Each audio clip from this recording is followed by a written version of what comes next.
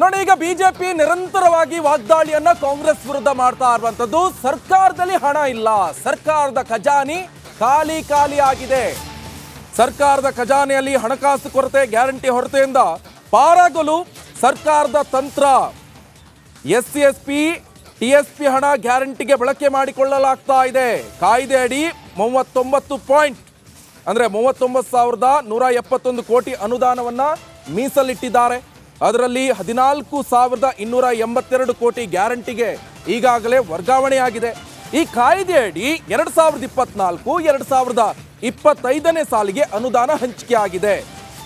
SC ST ಸಮುದಾಯದ guarantee ಫಲಾನುಭವಿಗಳಿಗೆ ಮಾತ್ರ ಅದು ಅನುದಾನ ಮೀಸಲು ಇಡುವಂತೆ ನಿರ್ದೇಶನ ಕೂಡ ಕೊಡಲಾಗಿದೆ. ಈಗ ಗ್ಯಾರಂಟಿ ಯೋಜನೆಗಳಿಗೆ ವರ್ಗಾವಣೆ ಆಗ್ತಾ ಇದೆ. ಎಲ್ಲ ದುಡ್ಡು ಕೂಡ SC ST ಅನುದಾನ ಏನಿದೆ ಅವೆಲ್ಲವೂ ಕೂಡ ಈಗ ಗ್ಯಾರಂಟಿ ಯೋಜನೆಗಳಿಗೆ ಎಲ್ಲ ಹಣ ವರ್ಗಾವಣೆ ಆಗ್ತಾ ಇದೆ ಅಂತ ಈಗ ಬಿಜೆಪಿ ಆರೋಪವನ್ನ ಮಾಡ್ತಾ ಇದೆ. ಗ್ಯಾರಂಟಿ ಯೋಜನೆಗಳಿಗೆ ಹಣ ಇಲ್ಲ, 1 ವರ್ಷಕ್ಕೆ 75,000 ಕೋಟಿ ಈ ಗ್ಯಾರಂಟಿಗೆ ಬೇಕಾಗುತ್ತೆ. ಆದ್ರೆ ಈ ಒಂದು ಹಣವನ್ನು ಹೊಂದಿಸುವಂತ ನಿಟ್ಟಿನಲ್ಲಿ ಬೇರೆ ಬೇರೆ ವಿಧದಲ್ಲಿ ಇವರು ಹಣವನ್ನ ಸಂಗ್ರಹ ಮಾಡ್ತಾ ಇದ್ದಾರೆ. ಅದರಲ್ಲೂ ಬಹಳ ಪ್ರಮುಖವಾಗಿ SC ST ಸಮುದಾಯದ ಗ್ಯಾರಂಟಿಗೆ ಅದನ್ನು ಬಳಸ್ಕೊಳ್ತಾ ಇದ್ದಾರೆ ಆ ಹಣವನ್ನ ಅಂತ ಬಿಜೆಪಿ ಅವರು ಗಂಭೀರವಾದಂತ ಆರೋಪವನ್ನ ಮಾಡ್ತಾ ಇದ್ದಾರೆ.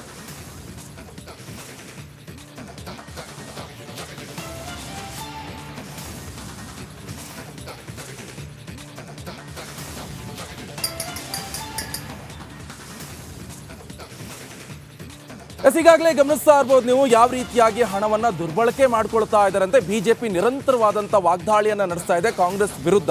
ಸೊ ಈಗಾಗಲೇ ಈಗ ಕಾಂಗ್ರೆಸ್ ಹೇಳ್ತಾ ಇರುವಂತದ್ದು ನಾವು ಯಾವುದಕ್ಕೂ ಕೂಡ ಬಳಕೆ ಮಾಡ್ತಾ ಇಲ್ಲ ಅಂತ. ಆದ್ರೆ ಟಿವಿ ಸ್ಕ್ರೀನ್ ಮೇಲೆ ನೀವು ಗಮನಿಸಬಹುದು ಗ್ಯಾರಂಟಿಗೆ SC ST ಹಣ ಯಾವ ರೀತಿಯಾಗಿ ಬಳಕೆ ಮಾಡ್ಕೊಳ್ತಾ ಇದೆ ಅಂತ. ಗೃಹಲಕ್ಷ್ಮಿಗೆ 7,881 ಕೋಟಿ, ಹಾಗೆ ಗೃಹ ಜ್ಯೋತಿಗೆ 2,585 ಕೋಟಿ ರೂಪಾಯಿ, ಶಕ್ತಿ ಯೋಜನೆಗೆ 1,451 ಕೋಟಿ ರೂಪಾಯಿ, ಜೊತೆಗೆ ಯುವ ನಿಧಿ ಇದಕ್ಕೆ 175 ಕೋಟಿ, ಅನ್ನಭಾಗ್ಯ 2,187 ಕೋಟಿ ರೂಪಾಯಿ ಬಳಕೆಯನ್ನ ಮಾಡಿಕೊಳ್ಳಲಾಗ್ತಾ ಇದೆ ಅಂತ ನಿರಂತರವಾಗಿ ವಾಗ್ದಾಳಿಯನ್ನ ಬಿಜೆಪಿ ನಾಯಕರು ಮಾಡ್ತಾ ಇರುವಂತದ್ದು.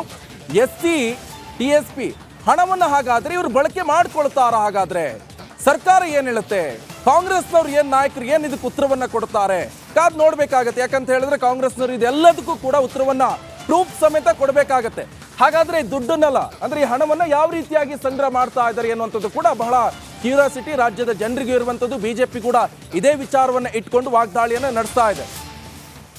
ಇನ್ನು ಹಾಗೆ ಇನ್ನೊಂದು, ಈ ಗ್ಯಾರಂಟಿ ಯೋಜನೆಗೆ SC SP ಹಾಗೆ TSP ಹಣ ಬಳಕೆ ಮಾಡಲಾಗ್ತಾ ಇದೆ. ಬಿಜೆಪಿ ಆರೋಪಕ್ಕೆ CM ಸಿದ್ದರಾಮಯ್ಯ ಕೂಡ ಇದಕ್ಕೆ ತಿರುಗೇಟನ್ನ ಕೊಟ್ಟಿದ್ದಾರೆ. ಬಿಜೆಪಿ ಅವರಿಗೆ ಮೊದಲು ಈ ಯೋಜನೆ ತರಲು ಹೇಳಿ, ರಾಜ್ಯದಲ್ಲಿ ಅವರ ರಾಜ್ಯ ಸರ್ಕಾರ ಇರುವೆಡೆ ಜಾರಿಗೆ ಮಾಡಲಿ. ಜನಸಂಖ್ಯೆಗಿಂತ ಹೆಚ್ಚಿನ ಹಣವನ್ನ ಅನುದಾನ ನೀಡಿದ್ರೆ ಏನಾಗುತ್ತೆ, ಆ ಹಣ ವಾಪಸ್ ಪಡೆದು ಬೇರೆ ಇಲಾಖೆಗೆ ಕೊಡ್ತೀವಿ. ನೋಡಿ, ಇದು ಸ್ಟ್ರಾಟರ್ಜಿ ಇರುತ್ತೆ. ಅಂದ್ರೆ ಜನಸಂಖ್ಯೆಗೆ ಅನುಗುಣವಾಗಿ ಅನುದಾನವನ್ನ ಕೊಡಬೇಕಾದ್ರೆ ಅಲ್ಲಿ ಅಷ್ಟೊಂದು ಜನನೇ ಇಲ್ಲ ಆ ಸಮುದಾಯದಲ್ಲಿ ಅಷ್ಟು ಹಣ ಕೊಟ್ಟು ಏನ್ ಮಾಡೋಕ್ಕಾಗತ್ತೆ, ಆ ಸಮುದಾಯದ ಹಣವನ್ನ ನಾವು ಈ ಗ್ಯಾರಂಟಿ ಯೂಸ್ ಮಾಡ್ತೀವಿ ಅಂತ CM ಸಿದ್ದರಾಮಯ್ಯನವರು ಹೇಳಿದ್ದಾರೆ. ಬನ್ನಿ ಹಾಗಾದ್ರೆ CM ಸಿದ್ದರಾಮಯ್ಯ ಏನ್ ಹೇಳಿದ್ದಾರೆ ಕೇಳಿ.